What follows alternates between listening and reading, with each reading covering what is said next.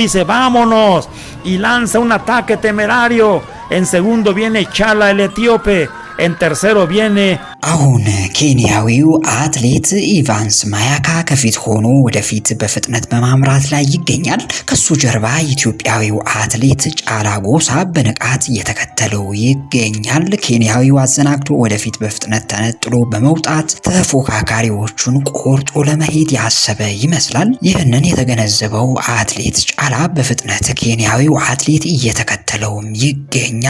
ከጫላ ጀርባ ደግሞ በዚህ ውድድር ብርቱ ተፎካካሪ ሆኖ የቀጠለው ኡጋንዳዊው ማርቲ ሙሳና ሌላኛው ኢትዮጵያዊው አትሌት ሀብታሙ ብርሌ ይገኛሉ። የኢትዮጵያና የኬንያ አትሌቶች ፍልሚያ በዚህ በኮሎምቢያው የ2026 የካሊ ማራቶንም ላይ ተጠናክሮ ቀጥሏል። ሊጠናቀቅ ጥቂት ደቂቃዎች ብቻ በቀሩት በዚህ ውድድር ላይ የመጨረሻውን አሸናፊ ለመለየት አስቸጋሪ ሆኗል። ውድድሩ ከተጀመረ አንስቶ አትሌቶች ላለመላቀቅ የቆረጡ ይመስላል። እግር በእግር እየተከታተሉ ነው እየሮጡ ያሉት። ለመሆኑ የ2026 የካሊ ማራቶን ማን ያሸንፍ ይሆን? ከጥቂት ደቂቃዎች በኋላ አብረን የምንመለከተው ይሆናል።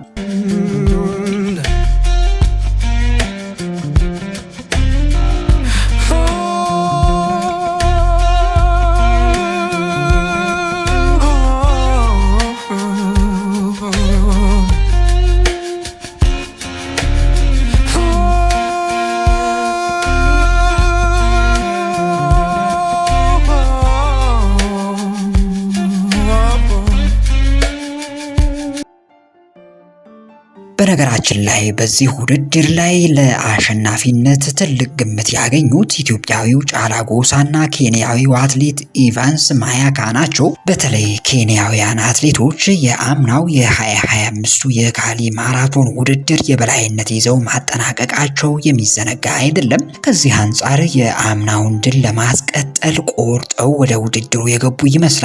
ኢትዮጵያውያን አትሌቶች ደግሞ የዘንድሮ ውድድር ለማሸነፍ አሁንም ከባድ ፍልሚያ ላይ ይገኛሉ።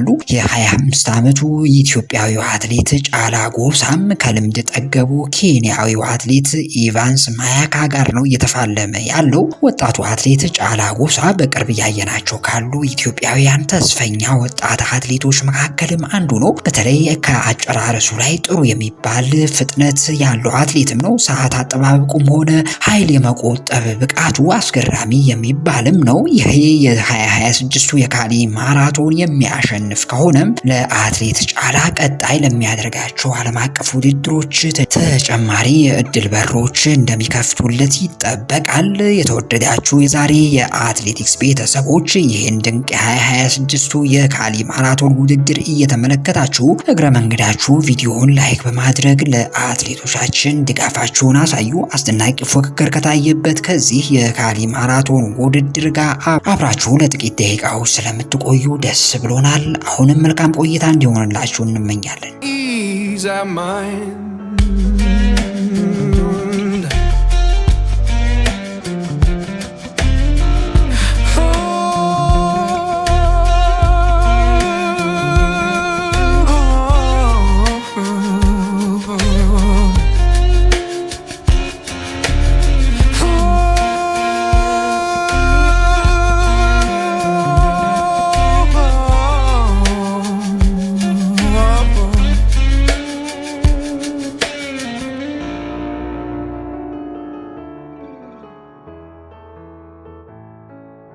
በነገራችን ላይ በ2026 የካሊ ማራቶን አጋማሽ ላይ ከታዩ ኩነቶች መካከል ኢትዮጵያዊው አትሌት ጫላ ጎሳ ከሌላኛው ኬንያዊው አትሌት ጋራ በውድድር አጋማሽ ላይ የመጠላለፍ አጋጣሚም ነው። በዚህ የሩጫ ውድድር አጋማሽም ላይ የተከሰተው ይኸው ክስተት ኢትዮጵያዊው ጫላ ጎሳ ከኋላ ሆኖ ኬንያዊው አትሌት ጋራ እግር ለእግር የተገጫጩበት አጋጣሚም ተፈጥሯል። አትሌት ጫላ አጋጣሚው ሳያስደነግጠው ከትኩረቱ ለአፍታም ሳይናጠብ በፊተኛው መስመር ላይ የተገኘበት ብልሃት እጅግ አስገራሚ የሚባል ነው። ምክንያቱም በውድድሩ መሃል እንዲህ አይነቱ የመገፋፋት አጋጣሚ ውጤት ሲያስቀይር በተደጋጋሚ ተመልክተናል። ለአብነትም በ2024 የፓሪስ ኦሎምፒክ የሴቶች ማራቶን ውድድር ላይ የብር ሜዳሊያ ለሀገሯ ያመጣችው ኢትዮጵያዊው አትሌት ትዕግስት አሰፋ ባለቀ ሰዓት ከኔዘርላንዳዊቷ አትሌት ሲፈን ሐሰር ጋር በተፈጠረው መገፋፋት ወርቁን ክብሩን እንደነጠቀቻት የሚታወስ ነው። በዚሁ የፓሪስ ኦሎምፒክ የወንዶች የ3000 ሜትር የመሰናክል ውድድርም የርቀቱ የዓለም ሪከርድ ባለቤቱና በውድድሩ አስቀድሞ ያሸንፋል ተብሎ ትልቅ ግምት ያገኘው ኢትዮጵያዊው አትሌት ለሜቻ ግርማ መሰናክሉን አደናቅፎት ከወደቀ በኋላ የኦሎምፒክ ህልሙ በውድድሩ መሃል በተፈጠረ ቅጽበት መሰናከሉ የሚታወስ ነው። በዚያ ውድድር የአልጄሪያዊው ኤልባካሪ ማሸነፉ እንደዚሁ የሚታወስ ነው። ለሜቻ ዛሬም ድረስ ያንን ባለ ሪከርድ የሆነበት ብቃቱ ወጥ በሆነ መንገድ መመለስ ተስኖትም ተሰውሏል። አሁን በዚህ በካሊ 2026 ማራቶን ውድድርም ላይ የተስተዋለው መገፋፋት አትሌት ጫላ ጎሳ ማኔጅ ያደረገበት ብስለት ሌሎች አትሌቶች ሊማሩበት የሚገባ አጋጣሚም ነው። ውድድሩ እየተጠናቀቀ ይገኛል። ኬንያዊው አትሌት ኢቫንስ ማያካ አሁንም ከፊት የመራ ይገኛል። ኢትዮጵያውያኑ ጫላ ጎሳና ሀብታሙ በረሌም እንዲሁም ሌሎች ኬንያውያን አትሌቶች ጉልበታቸውን ላለማባከን በሚመስል አኳኋን በፊተኛው ረድፍ ላይ ከጀርባ ሆነው እየተከተሉ ይገኛሉ። ኬንያውያን የአምናው ድላቸውን ለማስቀጠል አሁንም ተክተው ወደፊት በፍጥነት እያመሩ ይገኛሉ። ውድድሩ የካሊ 2026 የማራቶን ውድድር ነው።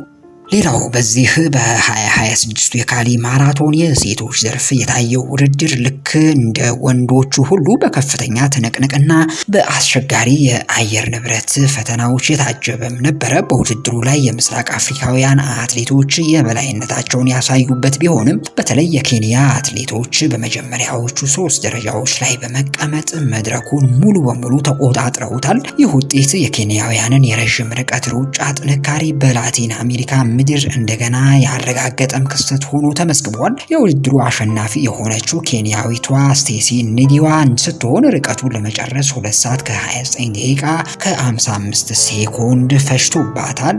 ስቴሲ ከመነሻው ጀምሮ የነበረውን ከፍተኛ ሙቀትና እርጥበት በብልሃት በመቋቋም ከቡድን አጋሮቿ ጋር በመሆን ውድድሩን በበላይነት ስትመራ ቆይታለች። በመጨረሻዎቹ ኪሎ ሜትሮችም ላይ ያሳየችው የጽናት ደረጃም ከሌሎች ተፎካካሪዎቿ የላቀ በመሆኑ ከ1 ደቂቃ በላይ በሆነ ሰፊ ልዩነት ቀድማ በመግባት የድል አክሊሉን መቀናጀት ችላለች። ሌላው በውድድሩ ላይ የታየው አንኳር ኩነት በኬንያውያን አትሌቶች መካከል የነበረው የታክቲክ ስምምነትም ነው። ሁለተኛ የወጣችው ኤሚ ኒዲዋም በ2 ሰዓት ከ31 ደቂቃ ከ01 ሴኮንድ እና ሶስተኛዋ ግላዲስ ቼሲርም ውድድሩ 3ኛ ደረጃን ይዛ አጠናቃለች።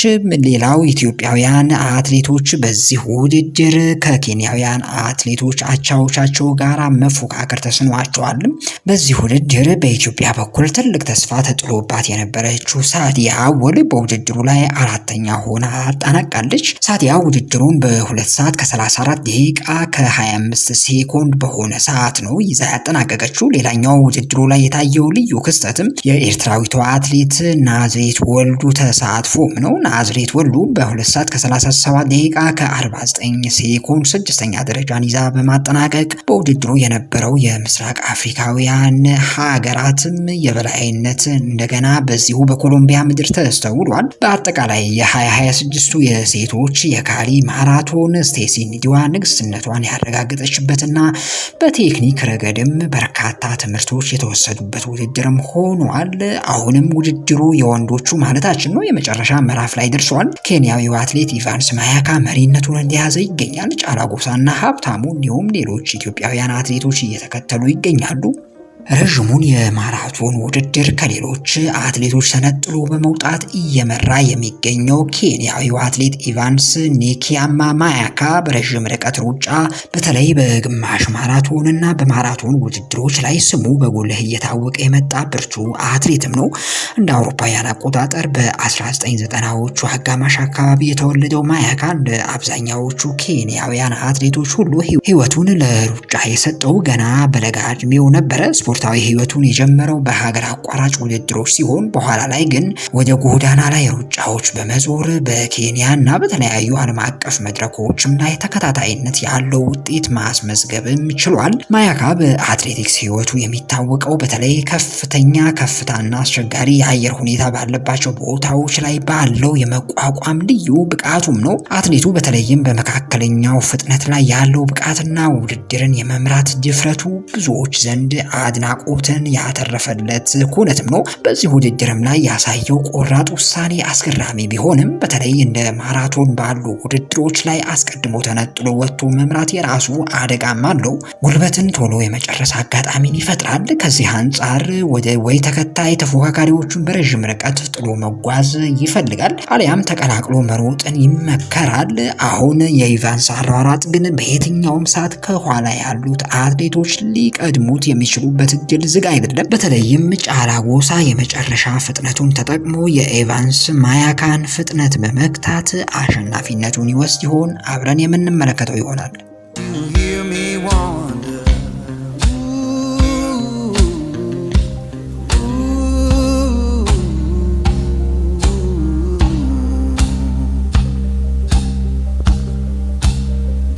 Farewell, darling, ain't coming back no more. Why don't you hear me wonder?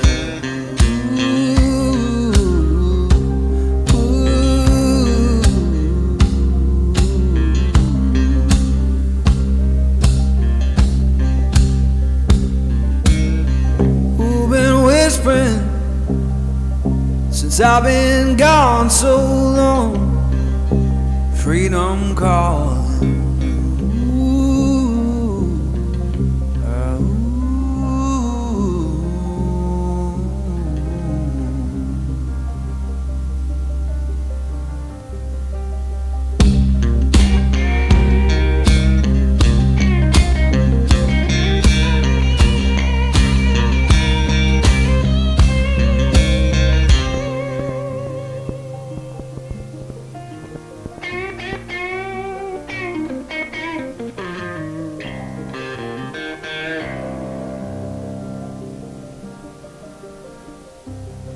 ኢትዮጵያዊው አትሌት ጫላ ጎሳ በአስደናቂ ብቃትና በአስደናቂ አጨራረስ የ2026 የካሊ ማራቶን ውድድር አሸናፊ ሆኗል። አትሌት ጫላ በመጨረሻ መስመር ላይ ያሳየው የአጨራረስ ብቃቱ ትልቅ አድናቆትን አስገኝቶለታል። አትሌት ጫላ 2 ሰዓት ከ11 ደቂቃ ከ49 በሆነ ሰዓት ውድድሩን በማጠናቀቅ ነው ያሸነፈው።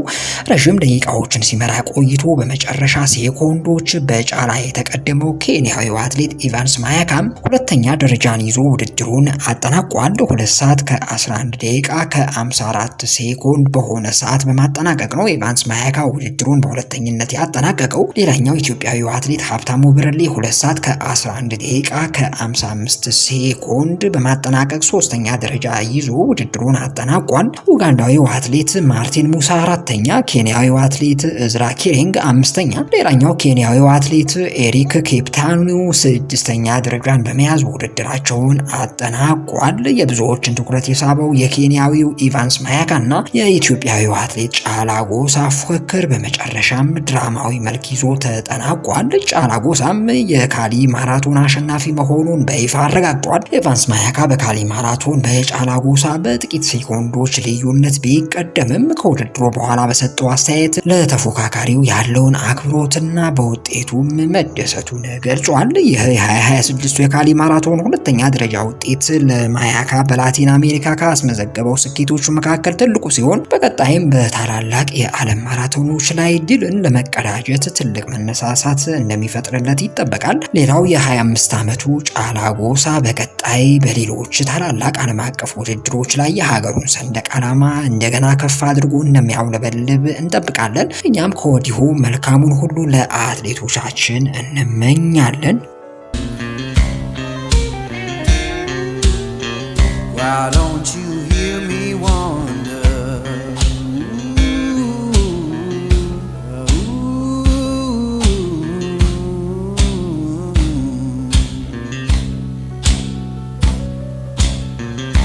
Tell me, river, where your current flows. Why don't you hear me wonder?